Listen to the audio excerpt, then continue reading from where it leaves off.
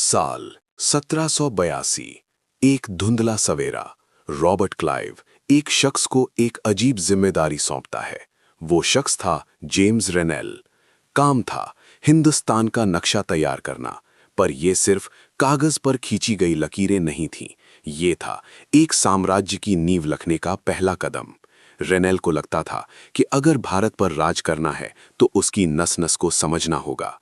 नक्शे की उस पहली तस्वीर में दिखाया गया कि भारतीय ब्राह्मण खुद अपने पवित्र ग्रंथ ब्रिटिश सत्ता की प्रतीक ब्रिटानिया को सौंप रहे हैं, जैसे कह रहे हों, आइए हमारी संस्कृति की रक्षा कीजिए। लेकिन क्या ये वाकई एक गुजारिश थी या फिर एक बहुत बड़ी साजिश की शुरुआत? इतिहास, ये शब्द सुनते ही जहन में क्या आता है? शायद बोरियत, तारीखों का वो अंबार जिन्हें रटते रटते रातें गुजर जाती हैं। कब कौन सा राजा गद्दी पर बैठा, कब कौन सा युद्ध हुआ। हम अक्सर इतिहास को तारीखों का पर्याय मान लेते हैं, लेकिन सच तो ये है कि इतिहास तारीखों का जादू नहीं, बल्कि बदलाव की एक कहानी है। ये कहानी है उस वक्त की जब हमारे आसपास की चीजें वैसी नहीं थीं जैसी आज हैं। जरा सोचिए, जब आप सुबह चाय की चुस्की लेते हैं तो क्या कभी आपके मन में सवाल आया कि ये जायका पहली बार कब महसूस किया गया होगा? क्या किसी एक तारीख को पूरे हिंदुस्तान ने अचानक चाय पीना शुरू कर दिया था? नहीं, ये एक लंबी प्रक्रिया थी। धीरे धीरे स्वाद जुबान पर चढ़ा। ठीक वैसे ही जैसे ब्रिटिश शासन एक दिन में स्थापित नहीं हुआ। इसके लिए कोई एक स्पष्ट तिथि नहीं हो सकती। ये बदलावों का एक ऐसा सिलसिला था जिसने हमारे समाज, हमारी अर्थव्यवस्था को जड़ से हिलाकर रख दिया। फिर ये तारीखें इतनी जरूरी क्यों हो गईं? दरअसल पुराने दौर के इतिहासकार राजा महाराजाओं के इर्द गिर्द ही दुनिया देखते थे। कब ताजपोशी हुई, कब शादी हुई, कब उत्तराधिकारी पैदा हुआ, बस यही उनके लिए मायने रखता था। ब्रिटिश इतिहासकारों के लिए तो भारत का इतिहास सिर्फ उनके गवर्नर जनरलों की लिस्ट थी, वॉरेन हेस्टिंग्स से शुरू होकर लॉर्ड माउंटबेटन तक। ऐसा लगता था जैसे इन अफसरों की जिंदगी के बाहर हिंदुस्तान में कुछ घट ही नहीं रहा था। साल 1817 एक स्कॉटिश अर्थशास्त्री और दार्शनिक जेम्स मिल ने एक भारी भरकम किताब लिखी, a history of British India. Mill ने भारतीय इतिहास को 3 खानों में बांट दिया, हिंदू, मुस्लिम और ब्रिटिश। उसकी नज़र में पूरा एशियाई समाज सभ्यता के मामले में यूरोप से मीलों पीछे था। उसका दावा था कि अंग्रेजों के आने से पहले यहाँ सिर्फ हिंदू और मुसलमान तानाशाहों का राज चलता था। चारों तरफ धार्मिक बैर, जातिगत बंधन और अंधविश्वास का बोलबाला था। मिल का सुझाव था कि अंग्रेजों को पूरे भारत पर कब्जा कर लेना चाहिए ताकि यहाँ की जनता को सभ्य बनाया जा सके। उसे लगता था कि अंग्रेजों की मदद के बिना हिंदुस्तान तरक्की कर ही नहीं सकता। लेकिन क्या ये वाकई सभ्यता की राह थी या फिर एक देश को अपनी पहचान से दूर करने की कोशिश? भारतीय इतिहासकारों ने इस वर्गीकरण को नकार दिया। उन्होंने इतिहास को नए नजरिए से देखा, प्राचीन, मध्यकालीन और आधुनिक। लेकिन यहाँ भी एक पेंच था। आधुनिक काल की ये परिभाषा पश्चिम से आई थी, जहाँ इसका मतलब था विज्ञान, तर्क, लोकतंत्र और समानता। पर अंग्रेजों के राज में भारतीयों के पास क्या वाकई समानता थी? क्या हमारे पास स्वतंत्रता थी? नहीं। इसीलिए कई इतिहासकार इस दौर को आधुनिक नहीं बल्कि औपनिवेशिक युग कहते हैं। औपनिवेशिक, ये सिर्फ एक शब्द नहीं, एक गहरी चोट थी।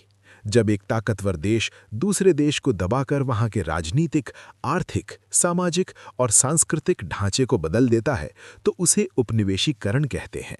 अंग्रेजों ने हमारे नवाबों और राजाओं को दबाया, हमारी अर्थव्यवस्था पर कब्जा किया। वो अपनी ज़रूरत का सामान सस्ती कीमतों पर खरीदते और हमसे ज़बरदस्ती उन फसलों की खेती करवाते जिनकी उन्हें ज़रूरत थी। हमें कैसे पता चलता है ये सब? अंग्रेजों को लिखने की एक अजीब लत थी।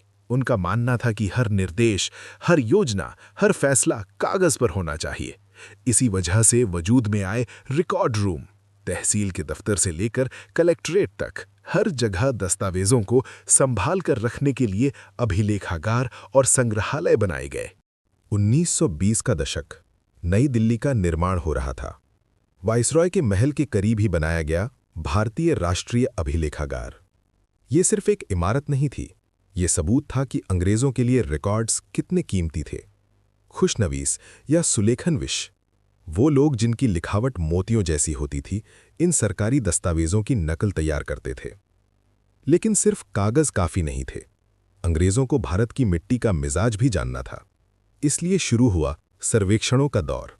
गांव-गांव जाकर नक्शे बनाए गए, मिट्टी की गुणवत्ता जांची गई, पेड़ पौधों, जीव जंतुओं और स्थानीय इतिहास का पता लगाया गया। 19वीं सदी के आखिर से हर 10 साल में जनगणना होने लगी। कितने लोग हैं, किस जाति के हैं, क्या काम करते हैं। पर क्या इन सरकारी फाइलों में पूरा सच दर्ज है? यहीं से शुरू होती है एक दूसरी तलाश। सरकारी रिकॉर्ड्स हमें बताते हैं कि अफसर क्या सोचते थे, उनकी दिलचस्पी किन चीजों में थी, लेकिन वो ये कभी नहीं बताते कि देश की आम जनता क्या महसूस कर रही थी। वो खामोश दर्द, वो भूख, वो विद्रोह इन फाइलों में कहीं गुम थे। आम लोगों का सच जानने के लिए हमें उन चीजों की तरफ देखना होगा जिन्हें अंग्रेजों ने नजरअंदाज कर दिया। लोगों की डायरियां, तीर्थयात्रियों के संस्मरण, महत्वपूर्ण लोगों की आत्मकथाएं और स्थानीय बाजारों में बिकने वाली छोटी-छोटी पुस्तिकाएं। जब अखबार छपने लगे तो नेताओं और समाज सुधारकों के विचार सामने आए। कवियों और उपन्यासकारों ने अपनी भावनाओं को शब्दों में पिरोया। मगर एक तबका ऐसा भी था जो लिखना नहीं जानता था।